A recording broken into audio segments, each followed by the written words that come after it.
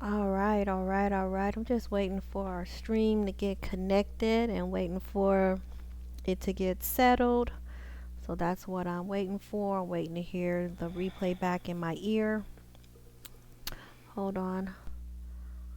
I'm waiting to hear the replay back in my ear over on our platform outside of.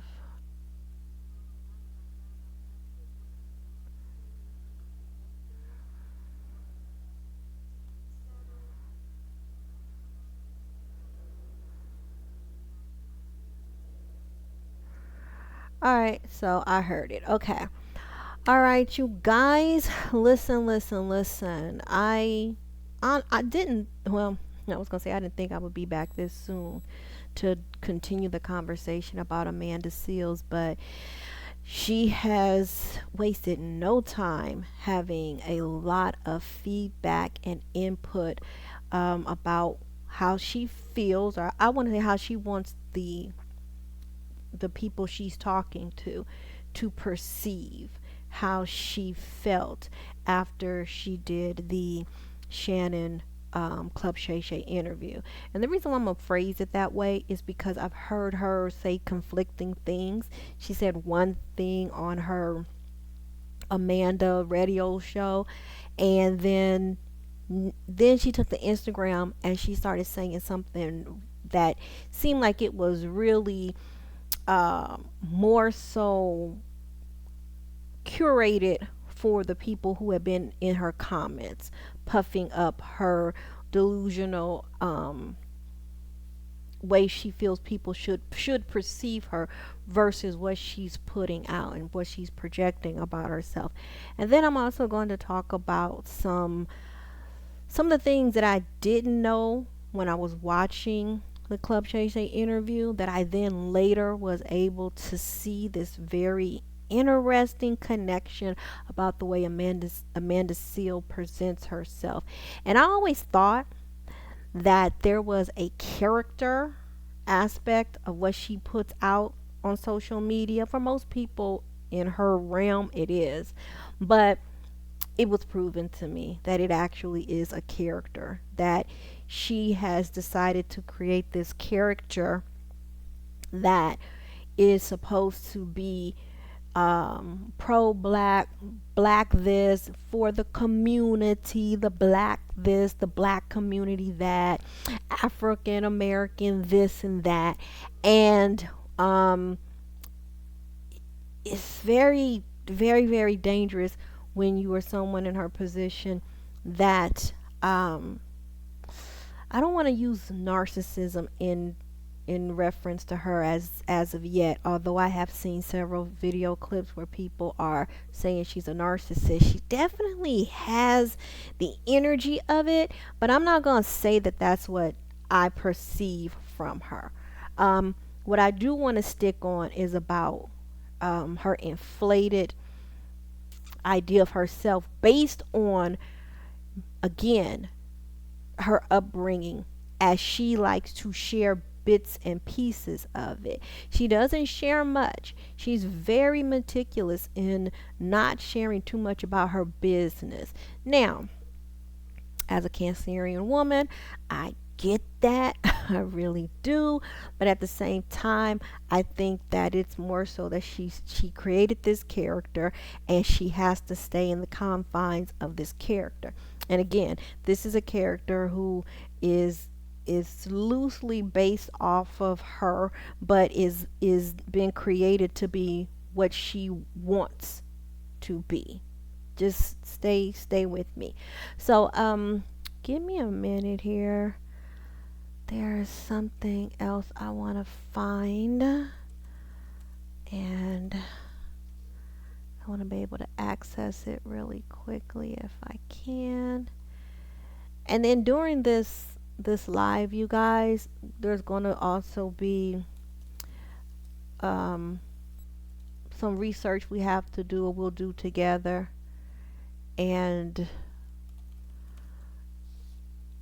so that will definitely, let's see, definitely mean we'll have to look at some things.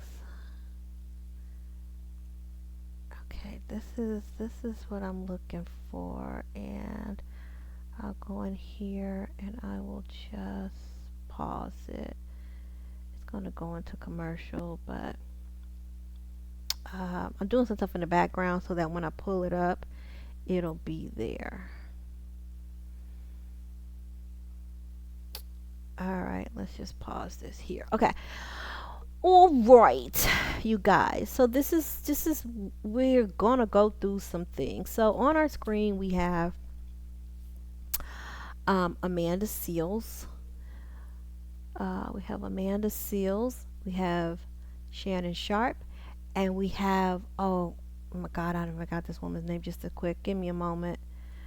Hold on. I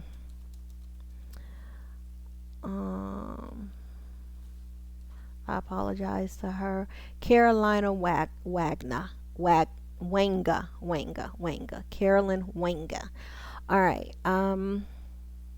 So let me just say this. Since our last video, Amanda Seales has taken to her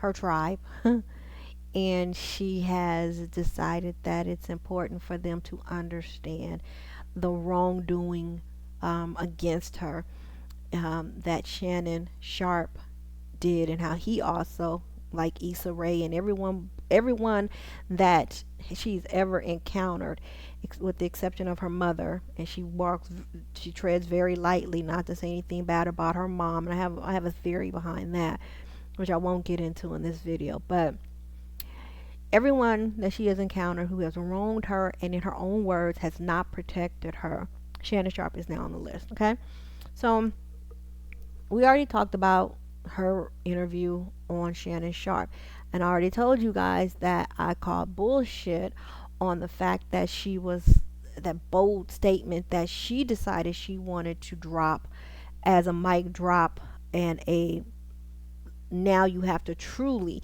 be nice to me, when she dropped that she had been recently diagnosed with being on the spectrum, right? And here's what my problem was about when she dropped that, and I told you all in the previous video. He asked her a very straightforward question and she didn't answer it, and it wasn't a question that could not have been answered, because she's such in the position of wanting to teach people. She wants to educate people, and so you have now put your face to this very well-known and popular mental disorder, and now you want to pussyfoot around it when it comes to explaining how you have been, quote unquote, diagnosed. You didn't say, I recently self-diagnosed myself as being on the spectrum based on the following requirements. And the reason why I was able to self-diagnose myself was because, the test is $10,000, but there are resources. Like, she could have been very forthright and just said, like, there's resources for people of a certain age that can utilize certain tests that will help them to find out where they are on the spectrum, right? And instead of doing that, though, she boldly said, I have recently been diagnosed. And it's my thing is, listen, don't play around with words, and don't tell us, just privy to dropping this information, how you don't lie to people and you don't this and you don't that, but you are lying. And you're lying because your education that you like to flaunt as a weapon against other people who you look down on, you should know the difference between what the word diagnosis means, okay? And so when she boldly stated that she had recently been diagnosed, that, and then when he asked her clinically, like, it was, you clinically, she goes, yeah, there is a clinical, no, I'm asking you if you was clinically tested. So the fact that she wanted to pussyfoot around that, again, goes to show that she definitely does lie, and she does intentionally do so for the sake of trying to help her narrative, right? So that was a problem because a lot of people who don't play about autism found it offensive. And the reason why I know that she has paid a lot of money instead of investing $10,000 in actually seeing she is can be properly diagnosed and get some medical attention, and get some other resources, and probably become an advocate, since she does like to use her mouth to advocate for things. Why not advocate for this? So she didn't do that. So my whole thing is that then be forthright about it, and tell the truth, right? So when she says things like I was recently diagnosed is very misleading. And to have someone in her face tell her like, yo, so who diagnosed you? That then for you to withhold how you came to this assumption it's fair game, right? It's fair game. So we're gonna listen to some of the things that she has actually um, been saying since the Club Shay Shay. Let's see, since the Club Shay Shay interview. And I want to make something very clear. We know, don't play. We know that yes, people can self-diagnose themselves. We get it. This in actuality, this is why what the doctors primarily use when you go to the doctor. It is because you have they ask you what's wrong with you, what brought you here today. You go on to tell them, and you start giving them your symptoms, and based on your symptoms they then with their education give you medications and to treat the symptoms, right? All right, so let's just make it very clear. To get a diagnosis is the process of determining by examination the nature and circumstances of a diseased condition. The decision reached from such self. But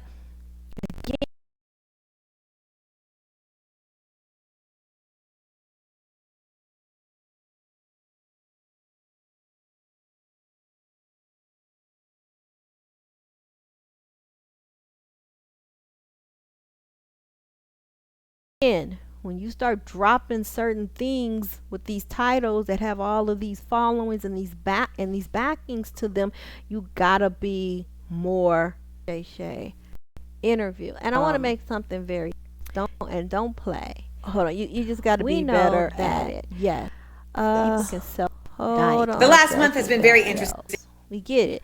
This, let me close this. Out. In actuality, this is why. Hold on, we got the doctors. Okay, so we're gonna in a minute here. Like I said, what she has been saying, because it's been interesting and it's been a little telling. It goes, she's putting her foot in her mouth even more. And I just think that at the end of the day, she's really done it. So let's go here.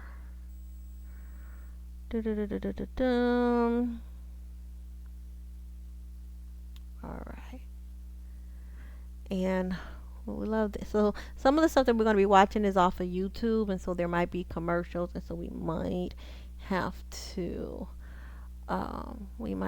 to get through those commercials. All right. Really turned the corner, but all right. Let's pull her up.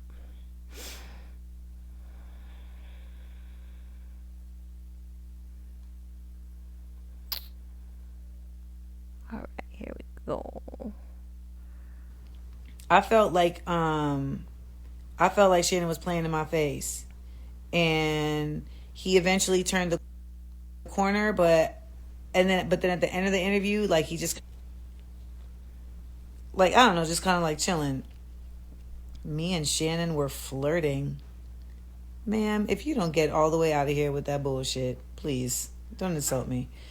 Um, and that was offensive. That was highly offensive, and it makes me wonder if you know when people are flirting with you. Um, so when I left the interview, I just was very like kind of not sure how it was going to play out, and I knew that he had played himself in the interview in a number of times, in a number of ways, and so I knew that he would they would probably edit some of it out. So that's how I felt. Um, have you seen his prior interviews? He's very welcoming and bubbly. He The door is open. Folks talk uninterrupted. He allows them to be a safe space. The producer told me I would be in a safe space and told me, I would be supported. So that's what I expected. He didn't behave with me like he has not behaved with anybody else like he did with me. So that's why I did the interview. Okay. Any other questions? You know what? I don't feel like it showed my. So it's weird when we talk about like truth, right? Like, so yes, like I got to speak honestly about certain things, but I don't feel like it showed my truth because it showed me in defense mode. And I don't exist in defense mode. So, it put me on my heels a little bit where I felt like I had to, just kind of do a lot more explaining, and it was a bit exhausting, like mentally. So, just like I had to really like kind of manage the interview, and that's really different. Now it's beautiful, like when you get to do interviews where you really get to just be like, you feel like you're liberated in the conversation. And to be honest, when I did the Jason Lee interview, like that's how I felt. Like the Jason Lee interview just felt really, I mean, like he's gonna throw some messiness at you, but he didn't press you on it, and it just didn't feel like I was having to, really use like all of my syntax, like all of my synapse to like navigate. But nonetheless, and I feel like something I learned from watching it was that I have a tendency to, like my mom is very pessimistic. Like she'll always go the negative route. And I saw it play out on the episode because there were times where he would ask me a question and I would be about to give like a positive answer, but then he would throw a negative spin on it. And then I would just follow that lead. And that is something I need to be more mindful of, just in the future in general, because I shouldn't be letting somebody like lead me down that road. And so I need to be more, just mindful of that. No, there will not be a part 2. So many of y'all have been on my head like, don't you ever go on that platform again. So I will, I will not. Girl, stop playing. Shannon don't want you back on that platform. Okay? Shannon does not want you back on that platform. So there was never any type of danger of you being invited back to that platform. I said it in my first commentary about the interview. That is the most uncomfortable that I've seen that man in his own space with anybody. And as he does like to reference, and as he should, because it's his most popular podcast video, and that is Cat Williams. You know, even when Cat Williams came in there and overtook that space, and I told you all in my commentary that I did about him on my other channel. Well, no, it wasn't on my other channel. It was on my own platform. I told you guys, I said, that small frame man, Cat Williams, came in there and was the biggest person in that entire space. And even someone like a Shannon Sharpe had to make himself smaller because of the energy that Cat Williams brought. And with Amanda Seals, this man was uncomfortable in his space. So what made him feel that way? Period. It was very, you could just see it. So I think it's so, again, her delusion that she would be invited back to that space, as same way she isn't being invited back to other spaces. There's a reason for that. Okay, let her continue. Oh, thank you, Entertainment Takeover. I appreciate you. Um, I did have regret because I felt like I had made a big mistake in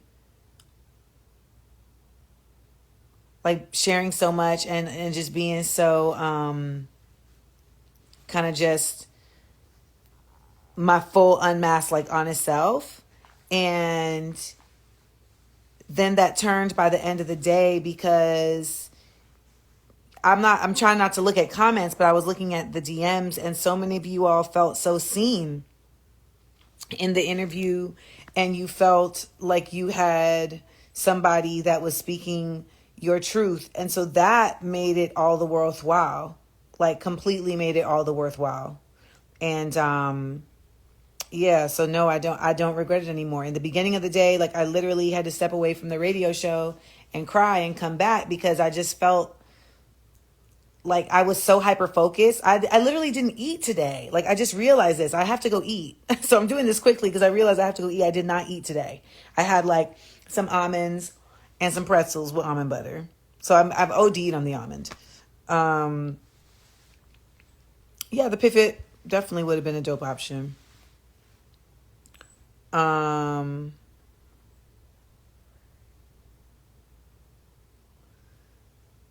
did you feel listened to fairly? No. Um, but I also don't want to be sit here. I don't want to sit here and like I don't, I don't need sycophants either. But um, yes, there were some things cut out. It was cut out when they cut out when he said to me, "It seems like you think that anytime someone doesn't agree with you that they're racist." And I said, "Well, I mean, it's too early in this conversation to say that." And he said, no, I said, like, what in this conversation would make you feel that way? And he said, well, I feel that way because you just talked about autism being racism and you just talked about your teacher being racist.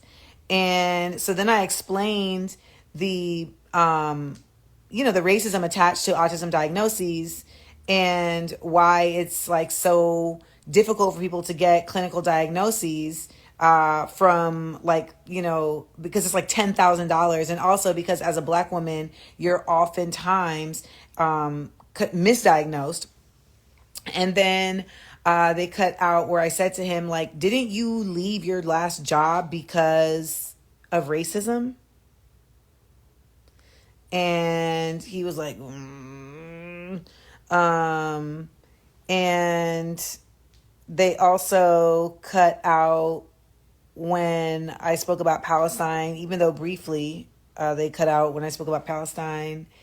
And they cut out at the end, he was asking, no, I have not been clinically diagnosed by a doctor because I'm not paying $10,000 to do that. And most people will tell you that at this age, you don't need a clinical diagnosis in that sense.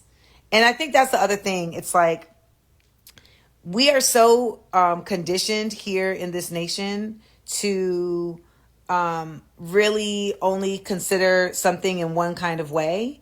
And I will get back to that. The other thing that they cut out is he was saying that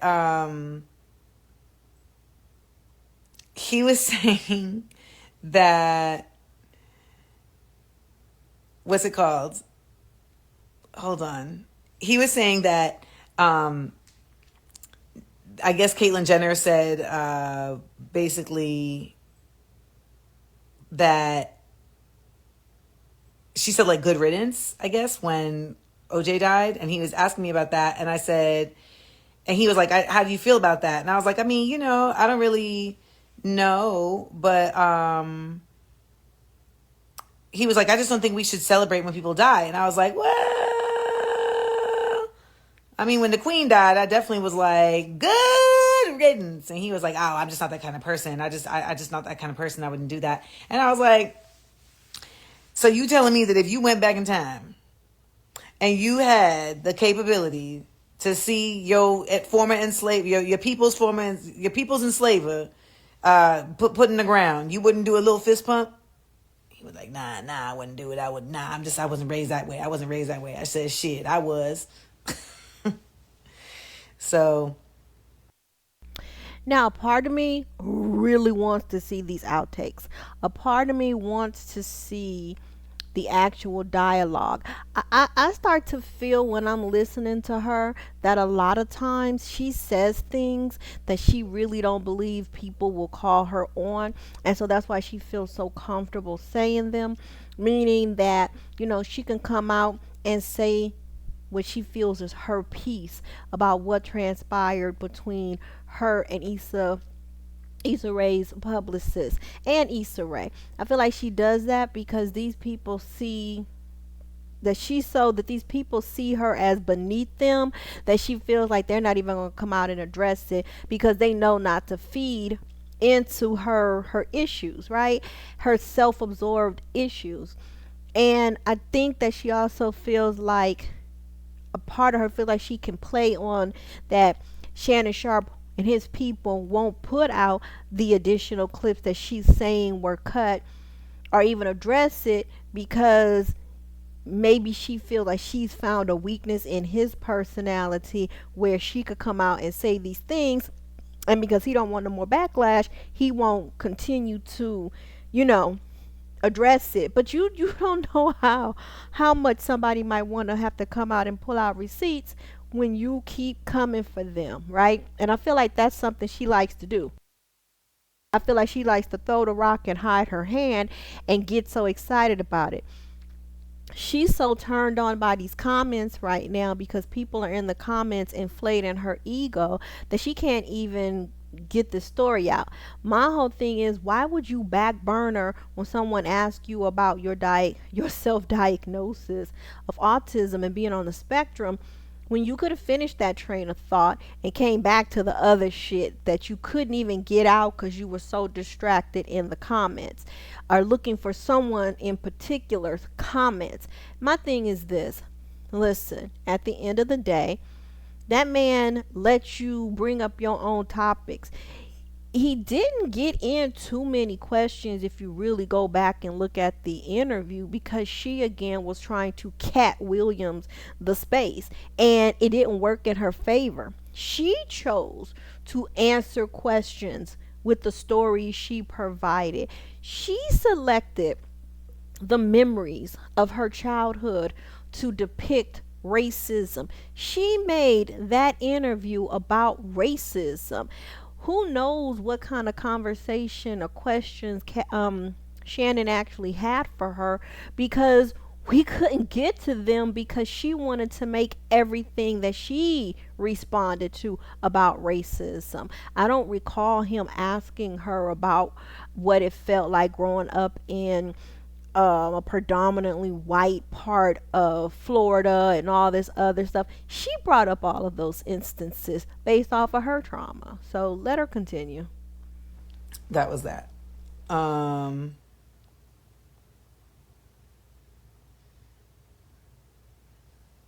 um,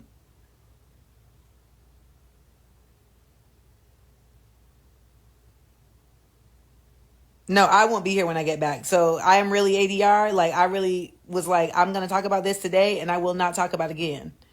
I will not talk about it again. I will not. So that's why I was like, let me hop on this thing and do a little talking, um, and give people, more space and energy around it, because I'm not going to do it anymore. Oh, that's what's up, Key Locked. I'm really glad that happened. Um, if there's if you have any more questions, so for some reason you can't, when badges are on, you can't put questions on the screen. So all of y'all who left questions in the little question bubble, just put it on the screen. Um, seeing a black man, listen, this was wild. This was wild to me because I was like, I can't make that make sense. I can't make it make sense. Um, I was really flabbergasted by it. So, um,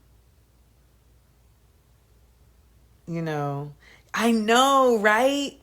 I really want to do this show with Jeff Foxworthy, like just us in a boat fishing, talking about, just America and our different experiences. Like, I really, like, Jeff Foxworthy was really super kind. Like, and we did have conversations. Like, it was really dope.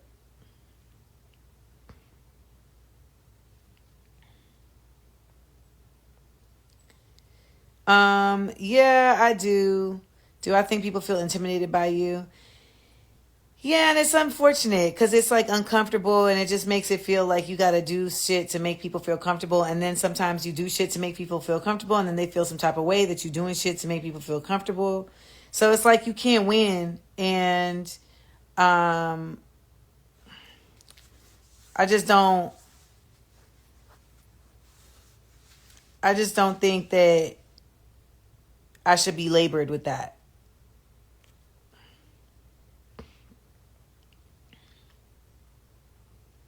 Um,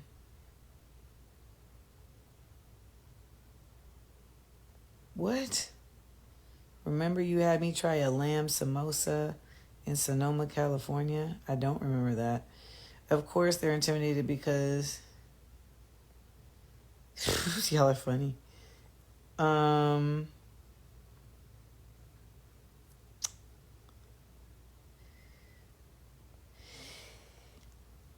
I did, right? I really was like boop boop boop boop boop boop boop boop boop.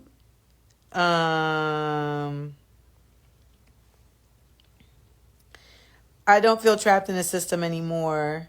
And I feel like this interview really helped me to like propel myself out of that system too. I meant it when I said like I burnt bridges today, and I did that on purpose. And I burnt bridges yesterday too. Like, well, actually they had already burnt the bridges. I just, sparked the last timbers of it all because I'm just not having it no more.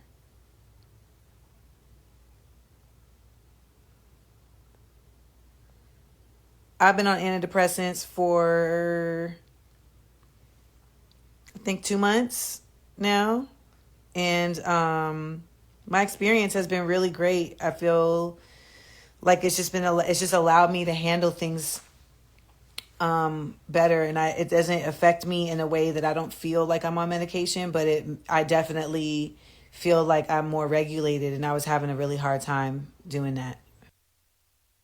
Okay, so again, now I'm gonna be very transparent with you guys. I understand from personal experiences what it feels to be like high energy and to be very vocal and to be outspoken. Like I told you all in my previous video, when she first started off her conversation and certain things she was saying, I was like, I relate to what she's saying in this moment because that's me. I've been that person.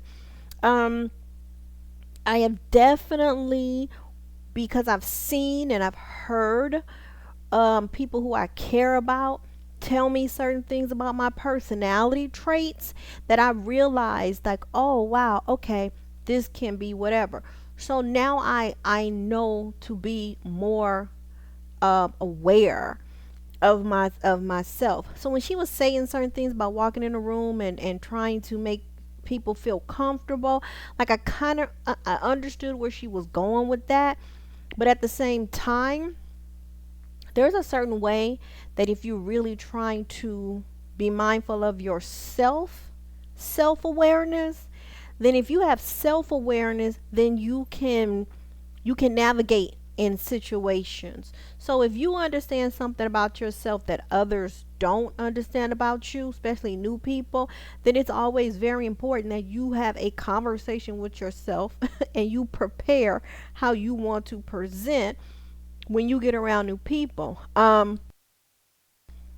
Otherwise, you become unraveled. But you also have to make sure you are being authentically yourself as well. And you can do all of these things. You can be self aware of how you present in new situations around new people and still be authentically yourself, right?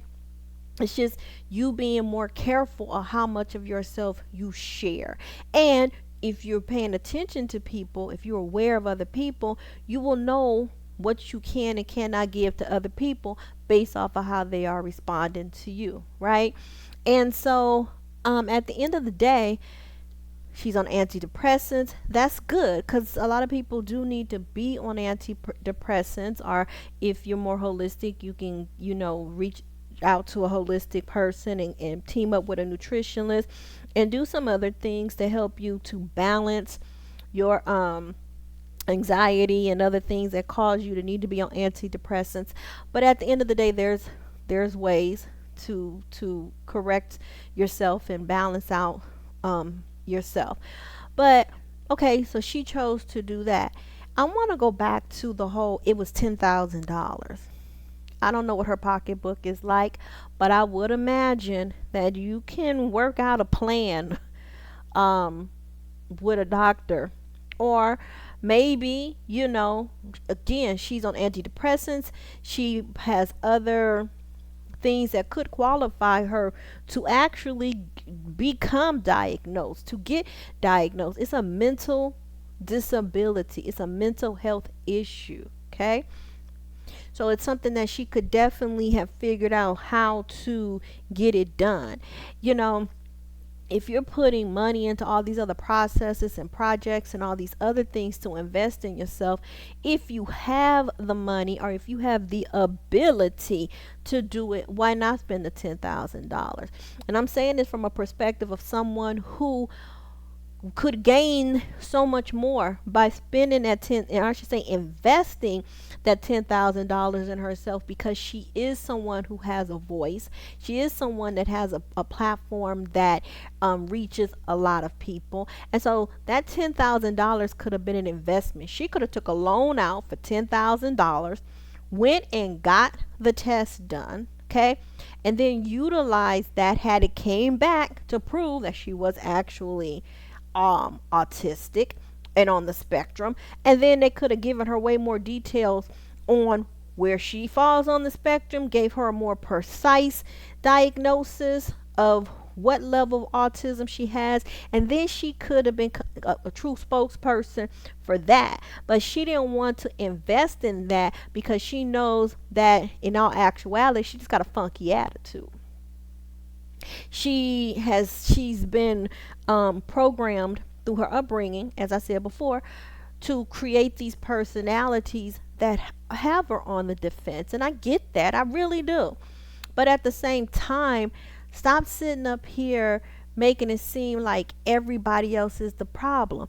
I know personally in my own life, everybody is not the problem. I know that I am 90% of the time, well, no, I'm not being fair to myself. I'm going to say 60 to 70% of the time I'm the problem. And I'll tell you why. Because I do like things a certain way. I definitely have a very short fuse from people who like to complain a lot versus complaining and then saying, okay, venting, and then let's get this fixed. Let's figure out how to get this resolved. I don't have a long I don't have a capacity for that. There's a lot of things that I just have a short fuse about, right? And it makes me intolerable to a lot of people because unfortunately we do live in a day and age where people can complain without trying to find solutions to the things that truly are bothering them. Again, you can vent, I get it, but usually people who vent are really trying to figure out the solution. They're just talking out loud, and then you finally realize, like, okay, they went and figured that shit out. But people who are just complaining have no desire to figure anything out. They are vampire. They are energy vampires, and you can tell because you hear them telling the same story to anybody that will listen. This is what she does. This is what Amanda Seal does. She tells the same stories to anyone that will listen. So let's move on because we ain't going to get too much more out of her. Now, here's why I want to say to you guys that she is definitely using this I'm all for the black people as a character. Give me a second. I want to pull up something else. Hold on. We're just going to minimize that real quick. It is. Hold on.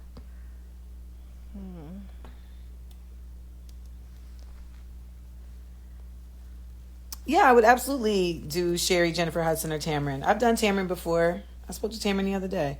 I've never met Jennifer, but Sherry is the homie too. But you know, I just need to take a break from just being in the mix like that. And I'm gonna be on this tour, so get your tickets. Um, Let's see. that's really it. My goal in the entertainment industry moving forward is to not be a part of the entertainment industry. I want to just be Let's see. Where's that liberated part at? completely. Hold on. Want She's still to talking in the exist as background. Amanda Hold on, you Seals. guys. Okay, hold on.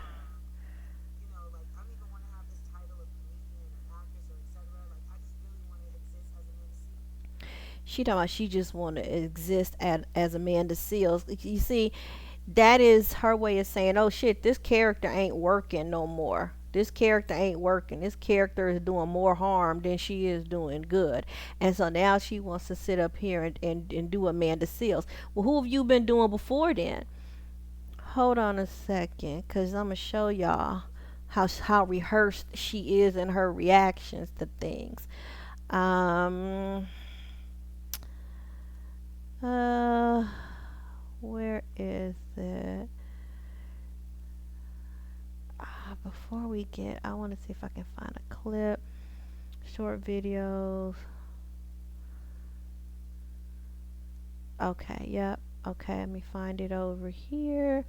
Like I told y'all, a lot of this we will have to do some research because Club Shay Shay does not break down his videos in segments so we can find them. So hold on.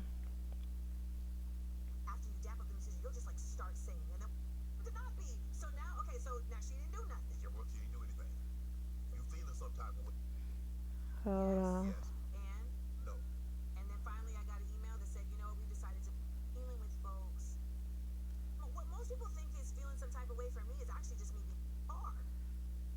Where is it? Hold on. I'm trying to find the part of.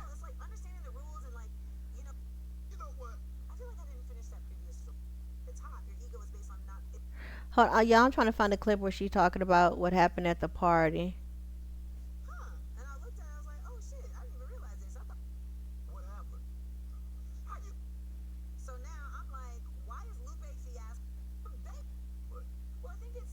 Let's see.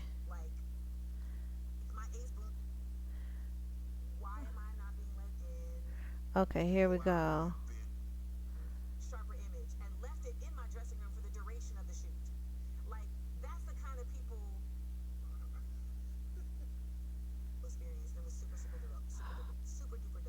Hold on.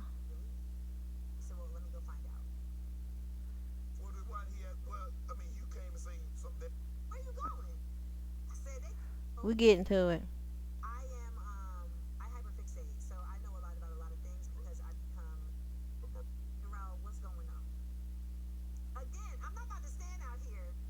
Okay, she's getting to it. Okay, hold on.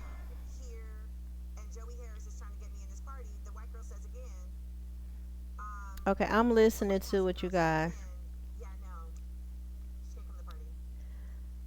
Okay. Let's see. Harder in the boat than on the land. Yeah, probably so. Really? Because you're not as now. It all depends. A lot about fish, and then at one point it was like, I'm gonna learn. Wait, we just. But I Yeah. always come back. Because I want to make sure we get to Hold on. your insecure role. So I just wanted to shout that out because bring the fun.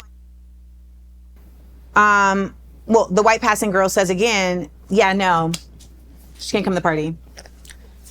So Joey's like, let me go inside and figure out what's going on. Okay, we gotta. Again, I'm not about to stand out here. Right. So I start to walk away again, and now Elijah Kelly comes out. He's like, hey, where you going? I said, they not trying to let me in this party that I was invited to. Right. By Jesse Williams. Did you Yeah, hold on. attempt to call Jesse? Did I attempt to call Jesse? I texted him. Okay. But he's in a party. Right. You know, so I texted him. Nah, girl, nah. No. Well, when you're a woman, it's even more shh. For a particular type of fish.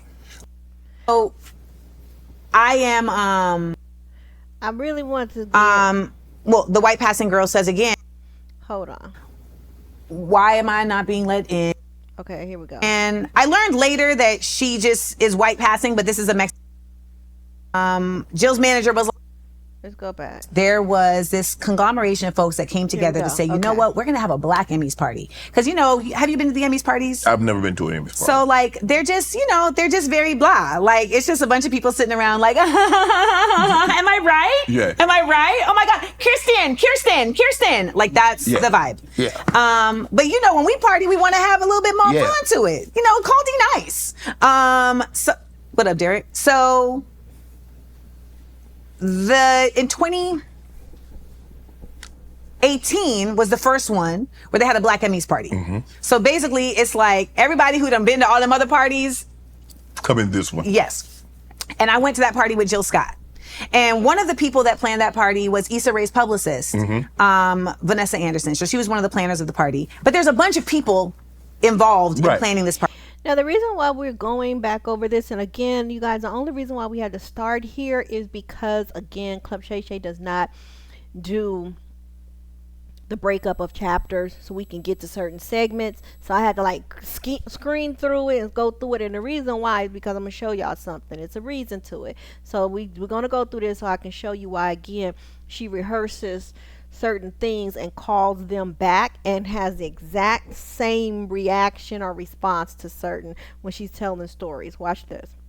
Party. Correct. So I show up with Jill, and Jill's manager was like, hey, you know, can we? And I remember hearing Vanessa go like, oh, come on, Amanda. Mind you, I'm like, I don't know what I'm doing wrong right here. Right. Like, I'm just standing with Jill Scott. Right. But nonetheless, we came to the party. We had a great time. So, and I said to Issa, like, I don't know what's going on with your publicist, but like, she got something wrong. She got a problem with me. And she was like, that's between y'all. Okay. And I said, well, it's not really between y'all because I don't have a problem with her. Right. But she seems to have a problem with me. And she was like, that's none of my business. Okay. Okay.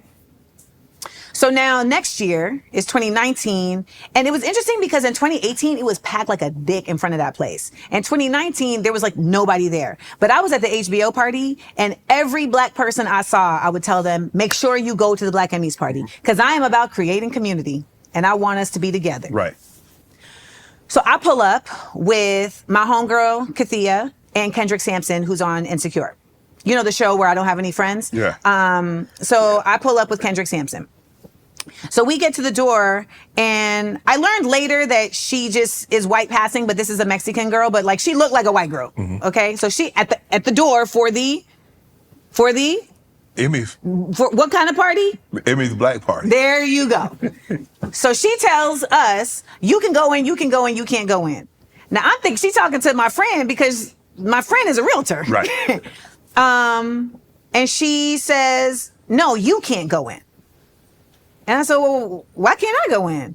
She says, you're just on the list to not be able to go in. Now, I had also been invited to this party directly by Jesse Williams. Right. So Jesse Williams had texted me and said, please come to the Black Emmys party. Right. Okay. So I'm like, all right, I'm gonna come to the Black Emmys party. Yeah, of course. Like, that's what I am about.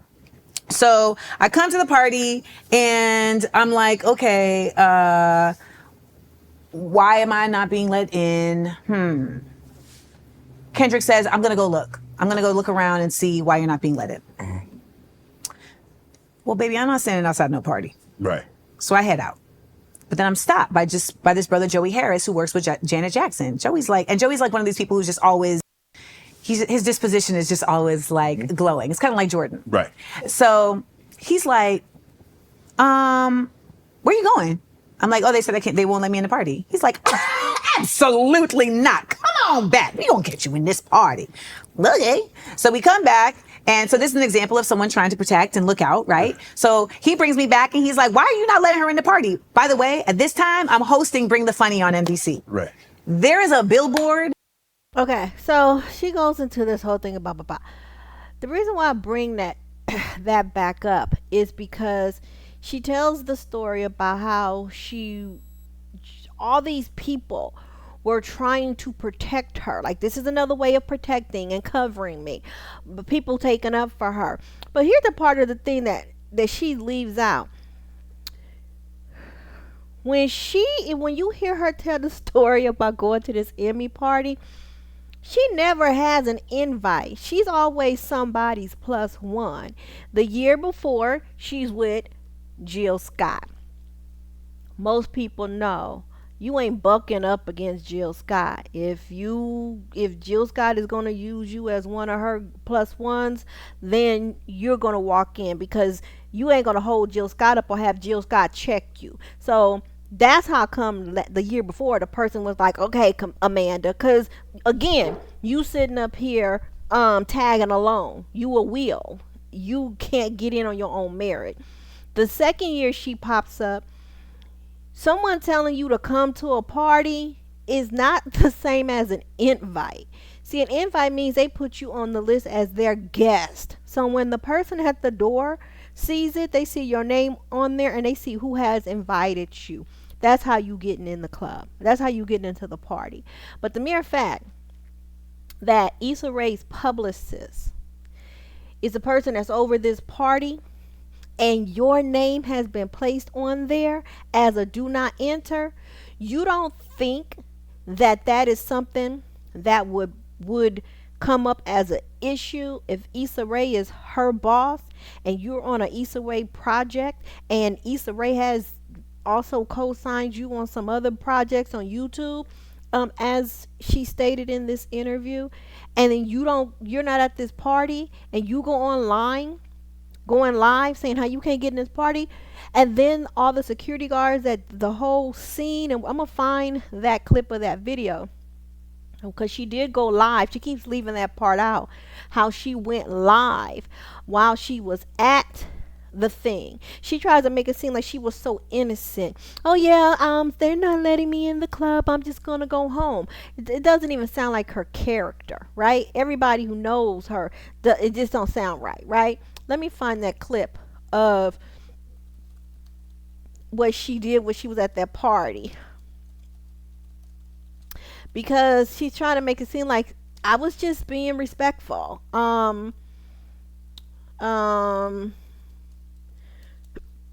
But she was out there acting a plumb fool. Let me find it, because like I said, she went live. Hold on.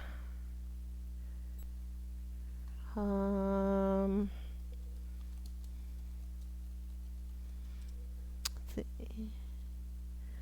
Hold on. Not let.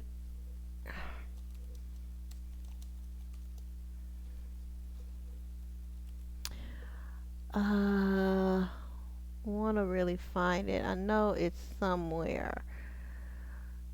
There was an actual, she had an actual video up where she was at that party,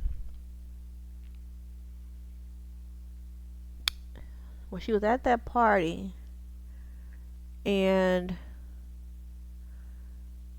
see, this is the clean version. To the Black Hollywood Emmy party last night with See, I really want gonna try to find it. Uh, uh,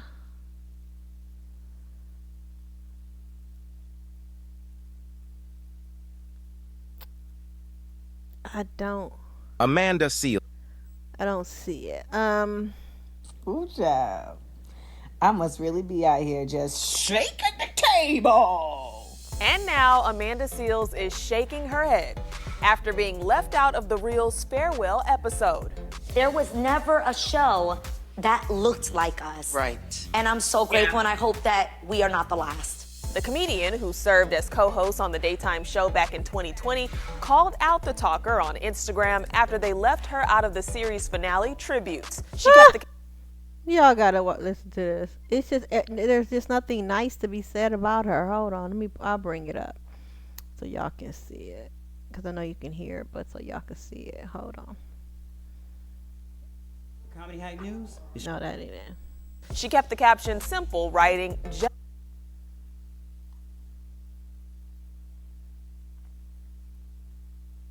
Question. Yeah. Would you It's just everybody cannot be wrong. She kept the caption simple, writing, just rude.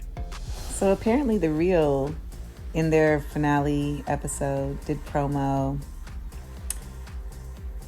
I am not featured in this thumbnail, and I am not featured in the farewell episode, apparently. Girl, you was only there a things to say week. about that.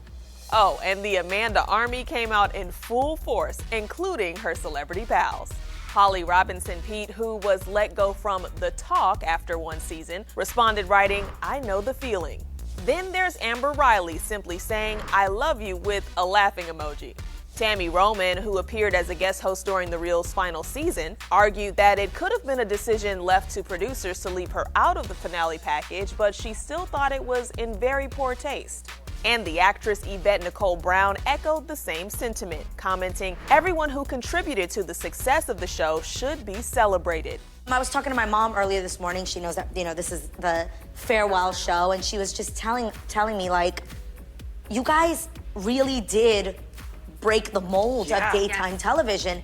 And it's so crazy when you think of it that way. Amanda, who is known for her opinionated takes online, did not hold back on Twitter. She responded to a user who asked whether her contribution was appreciated. Amanda clapped back saying, sure didn't, and the show could go duck themselves with a chainsaw for doing so. Please welcome the newest member of our family, the new co-host of The Real, Amanda Seales.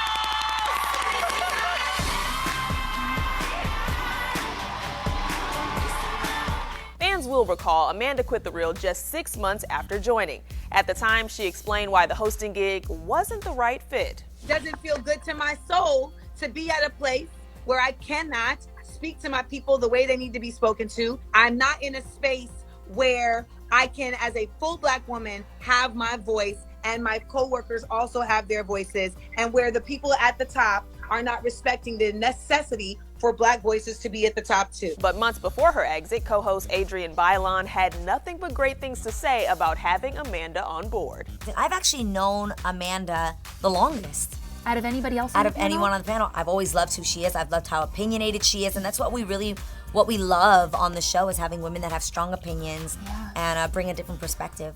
And while we don't know if Amanda faults her old co-host for being excluded from the last show, she was very vocal when leaving The Real that the ladies had nothing to do with her exit. Shout out to Jeannie, shout out to Tams, shout out to Lonnie Lons, and shout out to Adrian. What y'all don't understand is grown women do grown women business. That's what y'all don't understand. And what I do with my business ain't got nothing to do with them sisters. Girl, you just everywhere you go. All right, so I want y'all to listen to removed this. from.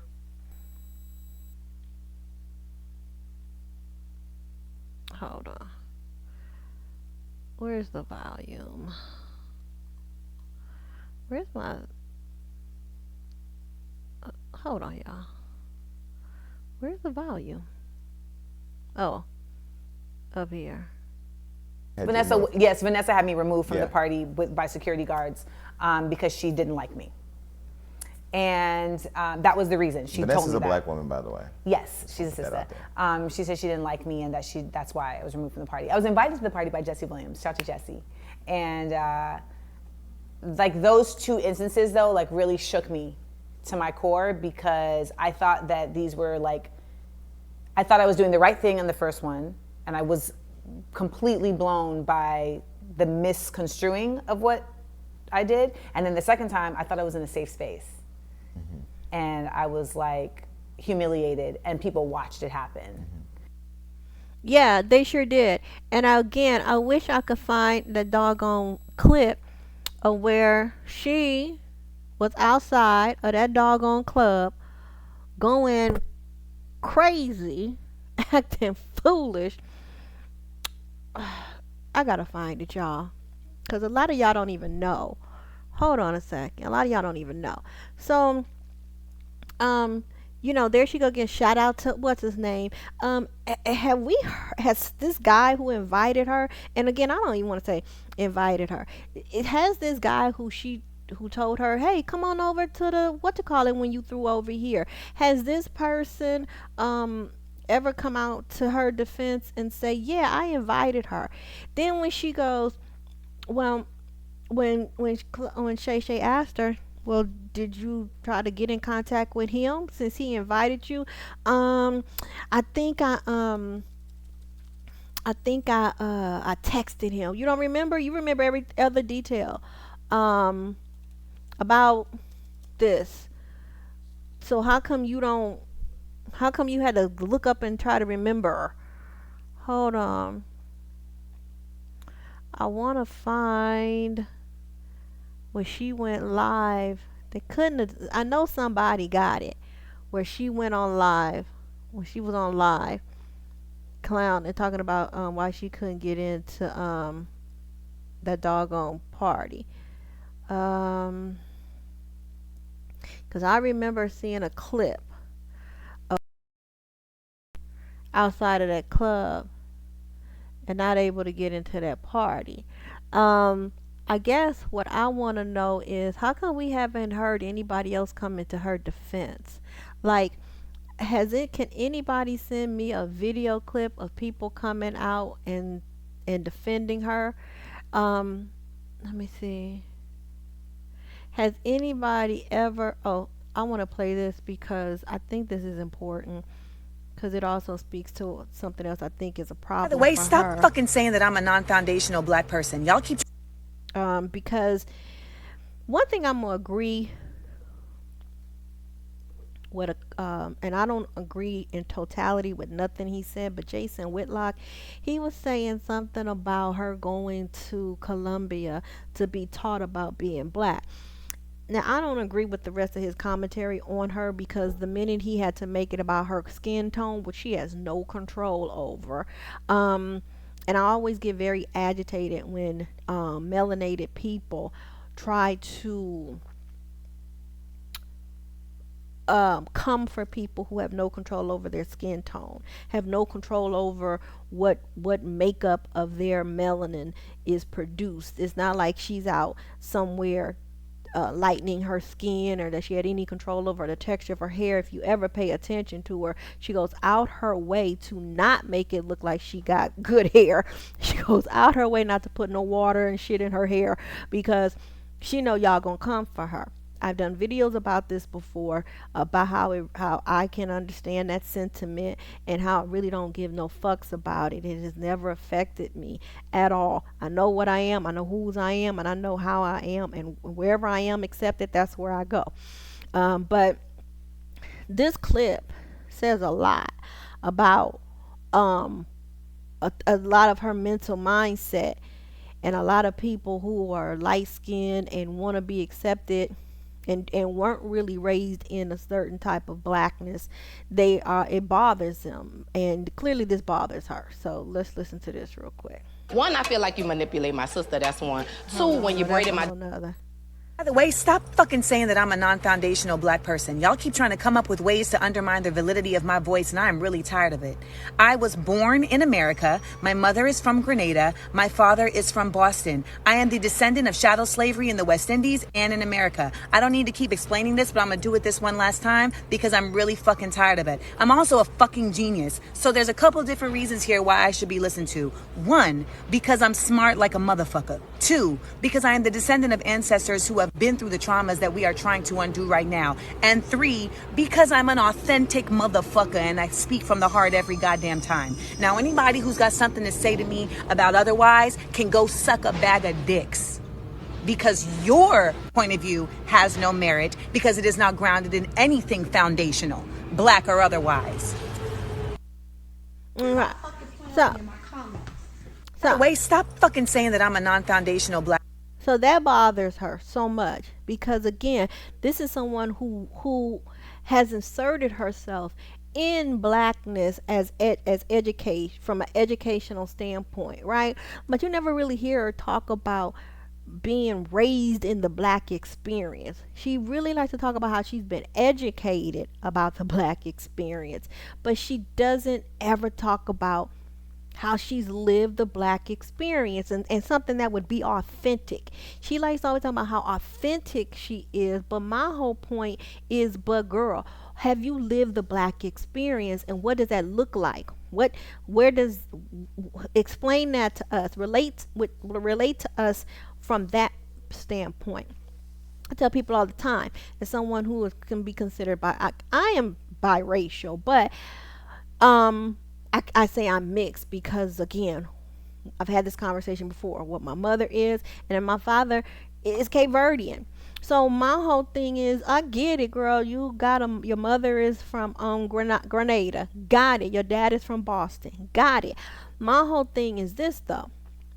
Did you live the black experience? Cause my family did. Me and my siblings most definitely did.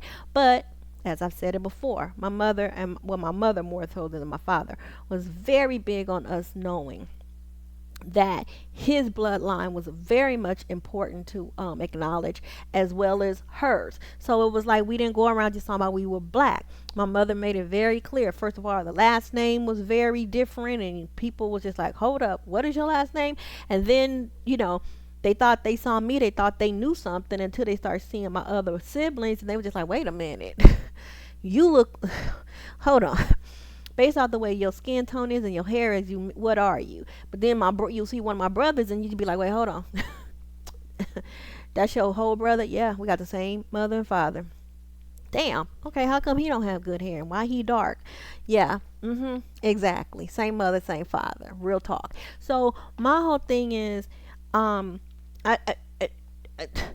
ain't had no control over my skin tone and my hair.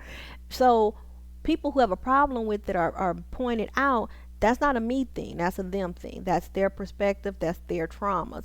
And it's not for me to try to pamper them and make them feel comfortable. You go work that shit out.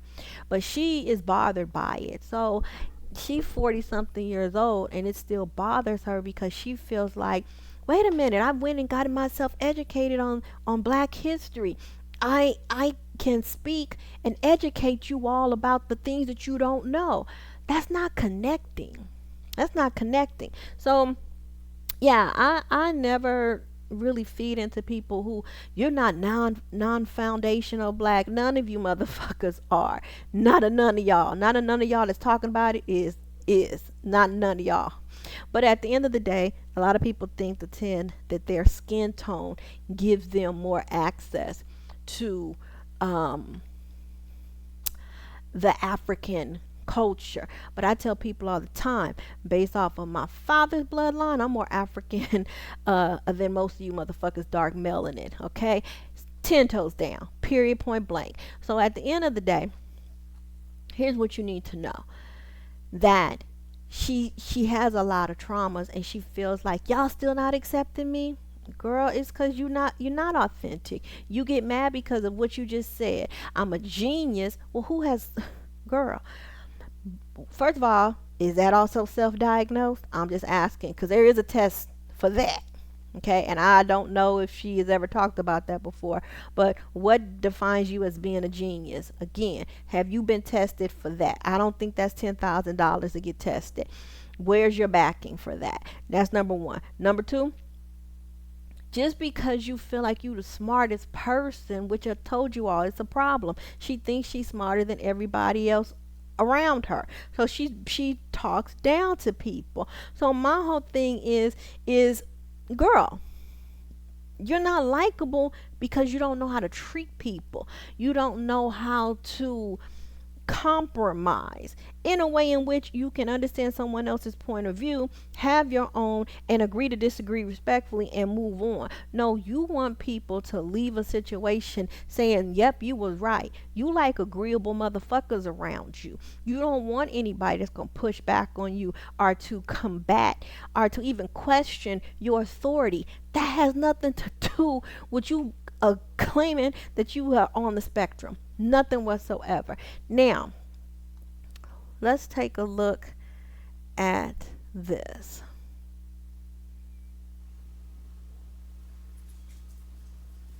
Yeah. And part of the reason is because this should be a little bit bigger. Hold on.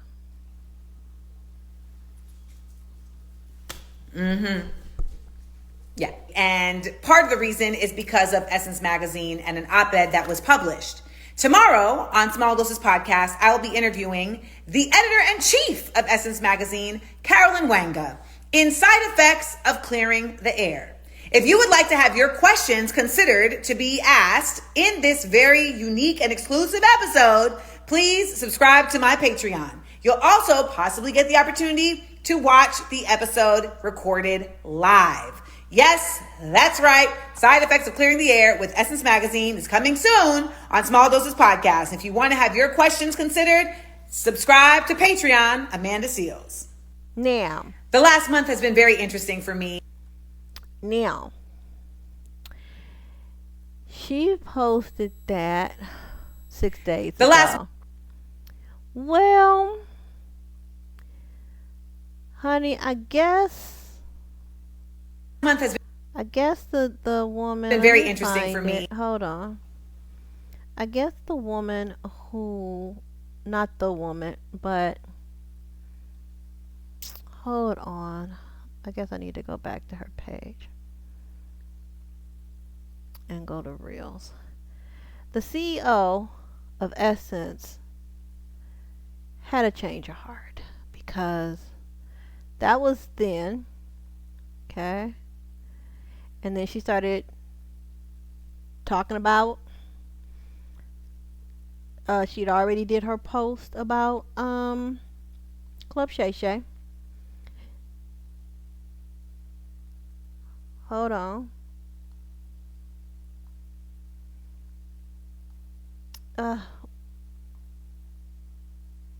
Essence Fashion, they canceled. Let's refresh it. Supposed to be interviewing the CEO of Essence Magazine today, but in pure Messence fashion, they canceled 3 hours before the interview. Yes, even though I invited her to my home. So that is not going to stop me from still doing the episode of Small Doses Podcast, Side Effects of Clearing the Air, and also giving some insight into how we got into this quandary. So if you'd like to be there while I record the interview live, then you can join my Patreon. I'll be recording at 2:30 Pacific. You can go to Patreon, Amanda Seals. The link is in the bio. And you can join as I give some insight into how did we get here? Because nobody is supposed to be here. I wish she would stop saying. Well, I was supposed to be interviewed. I just, it's very karaoke. I've said it before. Hold on, y'all. I've said it before. It's very karaoke, and I just want her to stop it because she cannot sing. She cannot sing. Period, point blank. I meant what I said. I said what I meant. So this is the woman who she said she was supposed to be interviewing, and the interview was canceled. Okay. And my thing is this. My thing is this. Why? Well, I'm sure she explains it in her podcast that I'm not paying for. I could do a better picture of this woman. Hold on a second. They can give me a better picture of her. Let me find one because I think she's a very eclectic black woman, and I find her intriguing. Her look intriguing. Okay, yeah, here we go. Here we go, girl. This is it. I like a good eclectic look. I really do. And she's giving all of it. Very eccentric. Let me get her up on the screen. So,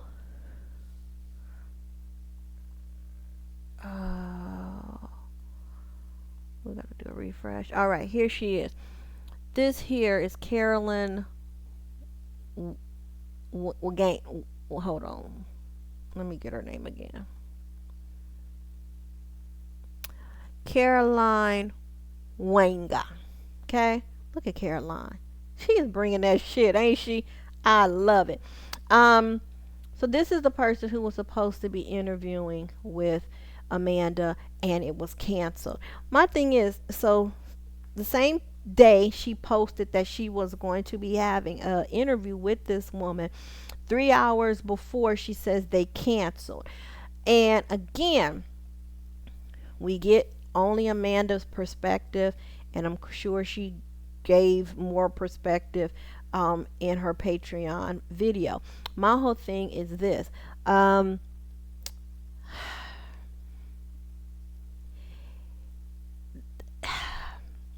When you come out, when you want to be a part of a clique and a group, and you keep coming out shitting on said group of people, after a while they ain't gonna want to fuck with you. Okay? One thing I could say about me and people who have that I've been blessed to still have in my life since high school and whatnot, I never went seeking to be around people. The people who are still in my life from high school, that's my family. You know, I didn't seek out to be their friends. And I don't mean that in any type of disrespectful way. What I'm saying is they approached me, or I began to get close to them by way of knowing someone from the clique. And I didn't click with everybody, but at the same time, those that I did, I love them still to this day, right? We still love each other in our own way. I just want to know that why is it so many people that's just like, no, we don't even want to be in her space, right? It's because of how you interact with people, and the fact that she can't take ownership of that. Again, someone else said it, and I said it in my previous commentary. Whoever her therapist is or has been is doing her a disservice, because she could be really having a lot more connections, because it's her desire to want to be in these spaces. She wants to be in these spaces. Me, I created my own fucking lane, and that's where I stay. She wants to be accepted in these other spaces so bad that it eats her up that nobody wants to invite her to the barbecues and to the cookouts. And she feel like she should have an honorary, some type of grandfathered invitation in, because she went and studied black history with a concentration in hip hop. I'm just kind of like, these are all the things that you did to try to be able to be in these conversations, because prior to that, what was you connected to? What was your tithering? What was you tethered to? It seems like she just has her education of information and the fact that she wants to be accepted by black people so bad that it breaks her heart that she doesn't get to be around what I've always said are authentic black people. And the reason why I call them authentic is because they are dark melanated. They tether themselves closer to the motherland than other people. That's their right to do so. And they feel that way because of what we're taught about melanin as far as skin tone goes. So I give them that. I don't try to, not give them that. At the end of the day, though, you need alliances. And when you don't bring those alliances into play, then it becomes a problem. I'm not trying to place myself anywhere people don't want me to be. And more importantly, I'm not going to put myself in a situation that I'm uncomfortable in. She seems to like to place herself forcefully in situations that are just not jiving for her. Instead of her finding her tribe, she wants to thrust herself into places that she does not fit. And that's the part that confuses me. Girl, how come you won't go find people that are like-minded? Why must you impose on spaces that are not like-minded with you? That is something she should be talking about in her therapy. Nobody would be mad, but the problem is she's created this character. She's created this character that keeps telling her black people are the most open and acceptable community, right? So when you don't fit in somewhere else, just go around black people. They'll let you in. Well, it says something, if that is true, why it is they won't let you in. There's something. There's something about it, okay? Now, we're going to wrap it up with this. At the end of the day, I have not seen nobody coming to this woman's defense other than Lamont Hill. And that ain't saying much. Hold on a second, I'm going to pull up something else. For someone who has done so much for the black people, and she almost gets pissed that you motherfuckers ain't appreciative of it. The people who she's talking about on the Twitter and stuff, nah, we need people doing some videos. We need some people to come out and get a petition. We need to see some of these people bringing you on projects. All these people who she's talking about, came out on Twitter and they did a tweet. Girl, that could have been anybody put the tweet up there, okay? How come you ain't on projects with them? How come you ain't working with them? Why? Because nobody wants to interact with you. Nobody wants to let you in the sandbox. And you thought that after you went and did your Club Shay Shay interview and started coming out and saying, oh, you felt attacked, you don't think that these people are looking at that and thinking, well, why would we go to her space and have her try to do what she did on Cat Williams on her own terms, and then try to flip our words around and weaponize our words, or weaponize the same freedom she wants to be able to say whatever she wants to say on her platform and however she feels it needs to be said. She doesn't think that other people on their platforms have the right to do the same when it comes to her. Again, delusional. I stand by what I said in my previous video. Shannon Sharpe did great. The parts that she's saying was withheld. People have the right to cut stuff out of interviews and shit. He gave her over 3 hours to talk, and so he cut stuff out about Palestine. YouTube can be very particular. That could have been an issue with the video. They took it out. That's something she could talk about on her platform. Okay. She said they took out the part where he said something to her about it seems like everything is racist. Well, that's how she set everything up. She answered those questions that way. He didn't set those questions up. She brought up those examples.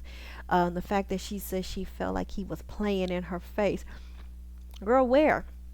How? I would love if Shannon Sharpe starts recording some B-roll about when the people come in, and kind of doing like a little pre-video, like, just showing how some of these people come in the door into his space and everything, because when the cameras are rolling, you don't know what these people gonna say.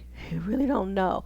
And yeah, very interesting. But am I surprised that she came out and said that? No, I don't. I'm not surprised about it. At this point, like I said, she's going to definitely do whatever she can do to try and be the victim. Now, let me just show y'all real quick, because she's always talking about how she is not part of things. So let's just see. Mm, oh God, unfortunately, I just want this again. The internet, sadly.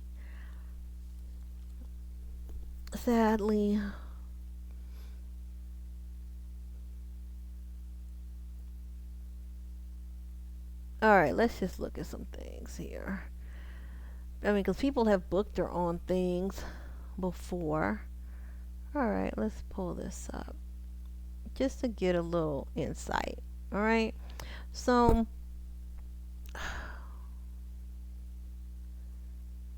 here we go. So she's been on things, okay? So when you put in Amanda Seales interviews, right? She's been on the Breakfast Club a couple of times back in 2019. That's been a while.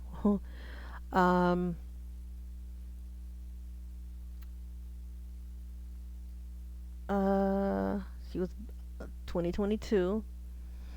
Okay, in 2019 she was on the Daily Show. Amanda Seales goes off on interviewer Angie Taylor during live interview. Very awkward. Well, let's watch it. Let's just watch. This was back in 2020. Let's watch it. See it? Or a celebrity we love and know. Beyonce needs auto tune. Something they say or do. We don't like it, so they cancel. So we're gonna talk about that. Today's topic is gonna be about actress, comedian, and TV host Amanda Seales. A lot of you guys sent me this very controversial video of her. But before I get into any of that, I do have to shout out my sponsor for this video, which is adamandeve.com. Y'all know we're all I don't know. I just don't. I'm flabbergasted by the gall of y'all when you come with questions like this. I don't understand.